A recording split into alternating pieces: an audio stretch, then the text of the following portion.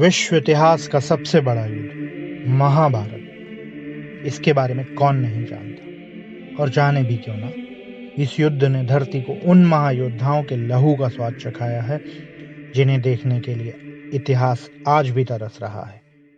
फिर वो भले ही गंगापुत्र भीष्म हो, गुरुवर द्रोणाचार्य, सूर्यपुत्र कर्ण या फिर गांडीवधारी अर्जुन ही क्यों ना हो। और ये सभी योद्धा इतने पराक्रमी थे कि यदि अपने संपूर्ण सामर्थ्य से युद्ध करते तो अकेले ही इस युद्ध को समाप्त कर सकते थे। कोई 21 दिन, कोई 24 दिन, तो कोई 30 दिन में इस युद्ध को समाप्त कर सकता था। परंतु क्या आप जानते हैं कि एक योद्धा ऐसा भी था जो इस महायुद्ध को क्षण भर में समाप्त कर सकता था। आज हम बात करेंगे उसी महान योद्धा बर्बरीक की और जानेंगे कथा बाबा खाटू श्याम जी की, और यह भी कि क्यों कहा जाता है उन्हें हारे का सहारा। बर्बरीक महान पांडव भीम के पुत्र घटोत्कच और नाग कन्या अहिलवती के पुत्र थे। जन्म से ही इनके केश बर्बराकार यानी घुंघराले थे, इसलिए इनका नाम बर्बरीक पड़ा।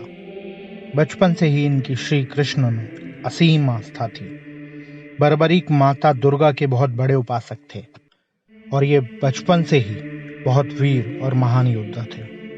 उन्होंने युद्ध कला अपनी माँ से सीखी। माँ दुर्गा, भगवान शिव और अग्निदेव की आराधना कर उन्होंने दिव्य धनुष और अभेद्य बाण प्राप्त किए, जो कि उन्हें तीनों लोगों में विजयी बनाने में समर्थ बनाते थे। जब कौरव पांडव युद्ध अपरिहार्य हो गया, तब महावीर बर्बरीक ने भी इसमें भाग लेने का विचार किया। वे अपने माँ से आशीर्वाद लेने पहुंचे और तब माँ ने हारे हुए पक्ष का साथ देने का वचन दिया, और इसके साथ ही वो अपने नीले घोड़े पर 3 बाण और अपना दिव्य धनुष लेकर युद्ध भूमि की ओर अग्रसर हुए। जब सर्वव्यापी भगवान श्री कृष्ण को इस बात का पता चला तो उन्होंने इस बात की चिंता हुई कि इस युद्ध में हारने वाला पक्ष कौरवों का है, और यदि बर्बरीक ने इस युद्ध में कौरवों का साथ दिया तो पांडवों की हार निश्चित है। तब श्री कृष्ण ने बर्बरीक को रोकने का विचार किया। इस बारे में यह कथा प्रचलित है कि बर्बरीक को रोकने के लिए भगवान श्री कृष्ण ने ब्राह्मण का वेश धरा और युद्ध में भाग लेने जाते हुए बर्बरीक को रास्ते में रोककर उनके 3 बाणों को देखकर हंसते हुए पूछा कि इन 3 बाणों से इस महायुद्ध को कैसे जीतोगे। तब बर्बरीक ने कहा कि मेरा एक ही बाण क्षण भर में इस युद्ध को समाप्त कर सकता है, और मेरे 3 बाण तो पूरे त्रिलोक को समाप्त करने में सक्षम है। तब श्री कृष्ण ने उनसे उनकी शक्ति का प्रमाण देने को कहा।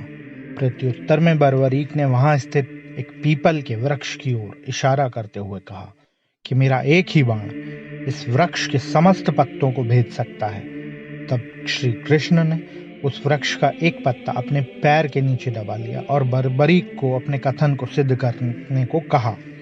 कथनानुसार बर्बरीक ने अपने धनुष पर प्रत्यंचा चढ़ाकर बाण छोड़ा और ठीक उनके कहे अनुसार उनके एक ही बाण से उस पेड़ के सारे पत्तों को भेद दिया, और इसके पश्चात उनका बाण श्री कृष्ण के पैर के चक्कर लगाने लगा। तब बर्बरीक ने उनसे हाथ जोड़कर कहा, हे प्रभु, हे विप्रवर, अपना पैर हटाएं, नहीं तो यह महाबाण आपके पैर को भी भेद देगा।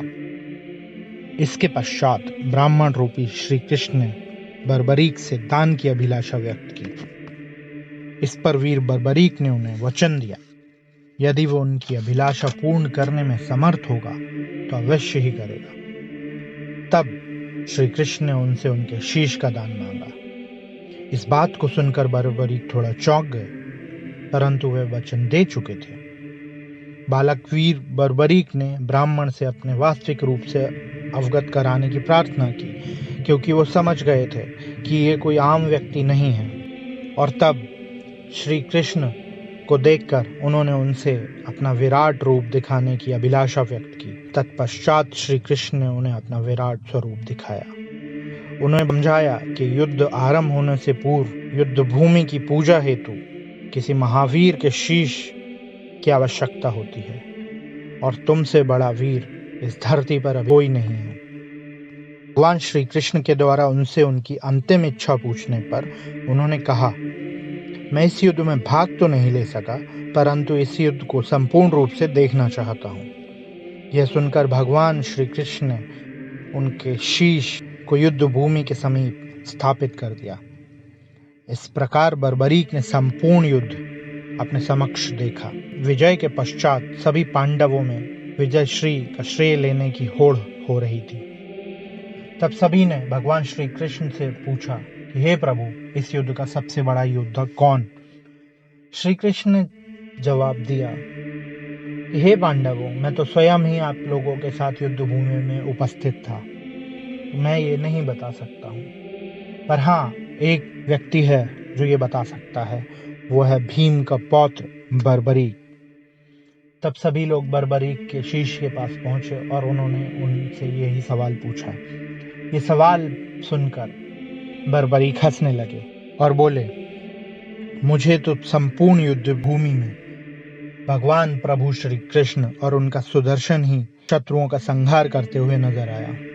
यह सुनकर सभी पांडव आश्चर्यचकित हो गए। आगे वर्णन करते हुए बर्बरीक ने कहा कि क्या ये संभव है कि पितामह अर्जुन के बाणों से छलनी होने के बावजूद भी पितामह भीष्म को कोई बाण धरती पर गिरा सकते थे?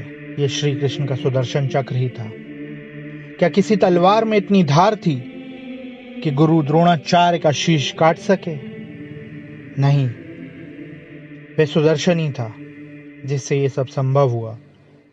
यह सुनकर सभी पांडवों ने भगवान श्री कृष्ण को शीश झुकाकर प्रणाम किया। भगवान श्री कृष्ण ने वीर बालक बर्बरीक के बलिदान से प्रसन्न होकर उन्हें अपनी माता द्वारा हुआ प्रिय नाम श्याम दिया और उन्हें धरती पर श्याम नाम से पूजे जाने का आशीर्वाद भी दिया, जिसके पश्चात उनका शीश राजस्थान के खाटू नाम की जगह में स्थापित हुआ और बाबा खाटू श्याम का सबको आशीष मिला। तभी तो कहते हैं, हारे का सहारा बाबा श्याम हमारा। जय बाबा खाटू श्याम।